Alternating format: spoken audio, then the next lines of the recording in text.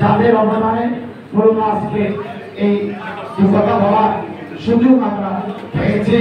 আমি তাদের সকলকে গভীর শ্রদ্ধার সাথে স্মরণ করছি। আমি সাথে স্মরণ করতে চাই, যার অনুপ্রেরণা না হলে, যার নেতৃত্ব না হলে এই বাংলাদেশের সৃষ্টি হতো না। যা তাকে যার প্রাণগুলো এলানের মধ্য দিয়ে আমরা 7 কোটি মানুষ একসাথে একটা স্পিরিট যেমন দাবানল সৃষ্টি করতে পারে, সেভাবে আমরা মুক্তিযুদ্ধে জাতি করেছিলাম।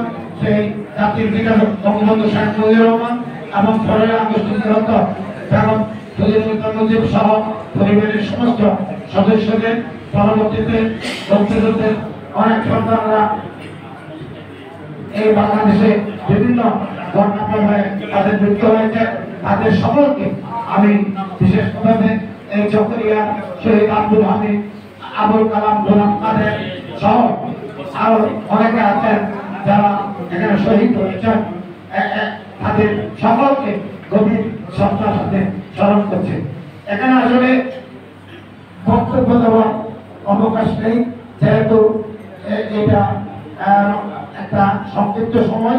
আর মাহে রমজান মাস, সকলকে আমার ইফতার মাহফিলে আমরা অংশগ্রহণ করব। আমি যে কথাটি বলতে চাই, মুক্তিযুদ্ধ হল গৌরবের বিষয়। মুক্তিযুদ্ধের তালিকা মুক্ত হওয়া সেটাও সম্ভবপর, কিন্তু প্রকৃততে মুক্তিযুদ্ধের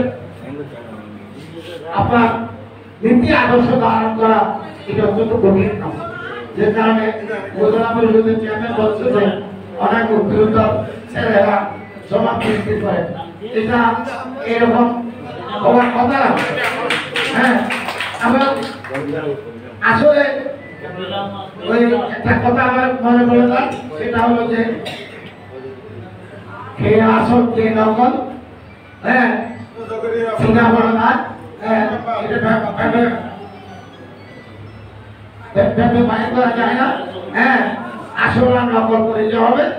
যখন 2023 সালের আগে মানে ডিসেম্বরের মধ্যে যে নির্বাচন হলো, সেই নির্বাচনে মুক্তিযোদ্ধা একত্তরের মুক্তিযুদ্ধে আমি বলেছিলাম এটাও আমাদের জন্য একটি অস্তিত্ব রক্ষার যুদ্ধ। এই যুদ্ধে আপনারা আপনাদের ভূমিকা যথাযথ রাখবেন। মহাবোনেরা অনেক কষ্ট করে এসেছেন, আপনারা পড়াশোনা পারেন, অনেক ইয়ে গেছেন, তারপরেও আপনাদের সেই স্মৃতিগুলো যে আমরা সকালে বলতেছিলাম, একজন স্বামী হারা যে স্ত্রী সেই জানবে মুক্তিযুদ্ধ, একজন ছেলে হারা মাই জানবে একমাত্র মুক্তিযুদ্ধ। আজকে যারা ভাইকে মুক্তিযুদ্ধ পাঠিয়েছিল ভাই ফেরত আসেনি, সে ভুলেই জানবে এই মুক্তিযুদ্ধটা কি। কারণ সেই সময় আসলে মুক্তিযুদ্ধ বিরোধী কিছু মানুষ ছিল। স্বাধীনতার পর যে কোনোভাবে ওরা সংখ্যা বৃদ্ধি হয়েছে, আমরা মধ্যে সংখ্যা আমরা কমে গেছি। কেন কমে গেছি? যা মারা গেছে রাজা আর খুব কম মারা গেছে। 1951 সালের পরে যারাই মারা গেছে স্বাধীনতার পর, যে কোনো কারণে আমি এখন আপনাকে বলবো না। হ্যাঁ, তুমি আমাদেরও থাকতে পারে, আমরাই আমাদেরকে হত্যা করেছি, কিন্তু রাজাকে আমরা শুদ্ধ হিসাবে এটা ভাবিনি।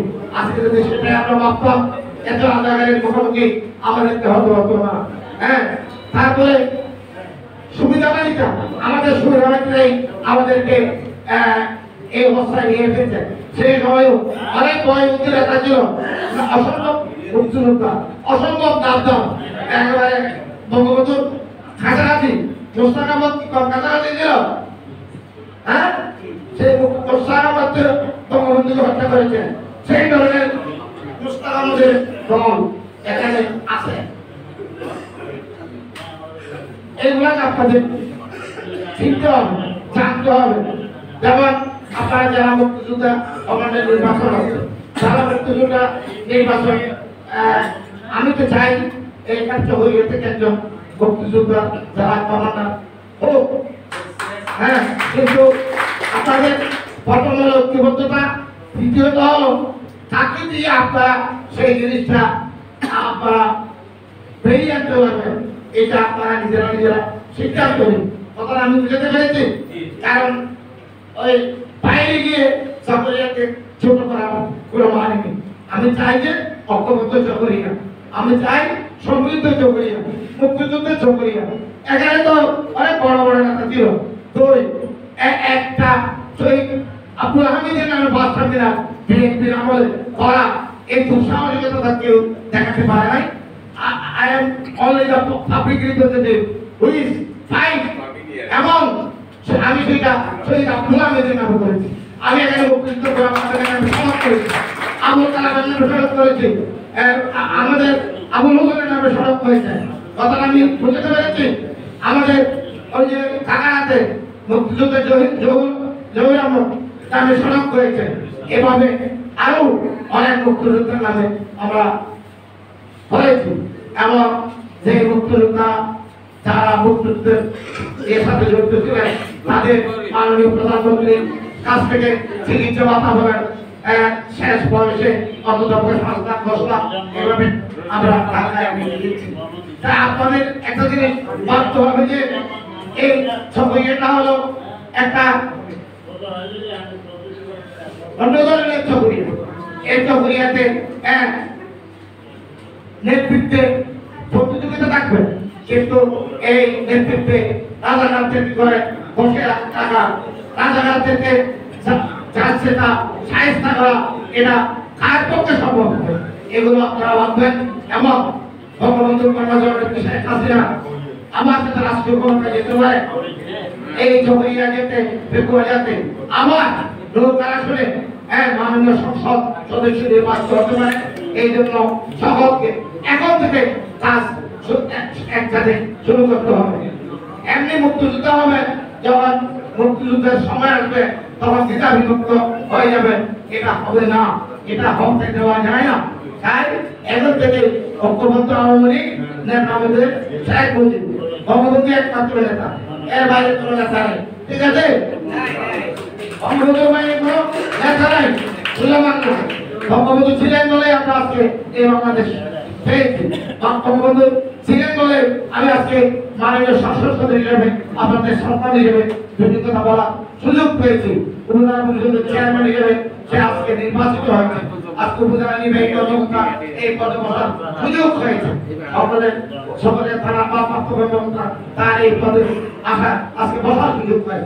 তবে একটা কথা মনে রাখবেন যে যার কাজ তাকে দিবেন, যার কাজ তাকে না দিলে আপনারা আম গাছ থেকে কোনোদিন জাম পাবেন না, আবার জাম গাছ থেকে কোনোদিন কাঁঠাল পাবেন না।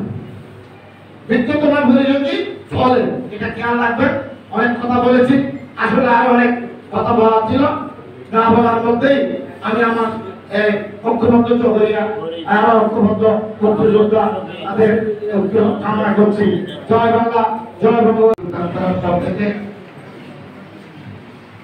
এই উপজেলাকে সমৃদ্ধ উপজেলা সরকারের যে কর্মসূচিগুলো যথাযথভাবে বাস্তবায়ন করা এবং মাননীয় প্রধানমন্ত্রীর হাতকে শক্তিশালী করার জন্য, একটি শক্তি সমৃদ্ধ বাংলাদেশ গড়ার জন্য একজন উপজেলা নির্বাহী কর্মকর্তা হিসেবে যিনি দীর্ঘভাবে প্রচেষ্টা চালিয়ে যাচ্ছেন, জনাব জাতিক রহমান, এই অনুষ্ঠানে উপস্থিত উপজেলা পরিষদের চেয়ারম্যান, উপজেলা পরিষদের ভাইস চেয়ারম্যান এবং এছাড়া অনুষ্ঠানে বিশেষ অতিথির বক্তব্য রাখেন চকরিয়া উপজেলা পরিষদের চেয়ারম্যান আলহাজি ফজলুল করিম সাইদি। অনুষ্ঠানে উপস্থিত ছিলেন চকরিয়া উপজেলা সহকারী কমিশনার ভূমি রাহাতুজ্জামান, চকরিয়া থানার officer in charge OC Chandan Kumar Chakraborty, মুক্তিযোদ্ধা সংগঠনের নেতৃবৃন্দ ও মুক্তিযোদ্ধারা উপস্থিত ছিলেন। এই অনুষ্ঠানের শেষে উপজেলা প্রশাসন আয়োজনে ইফতার মাহফিল অনুষ্ঠিত হয়েছে।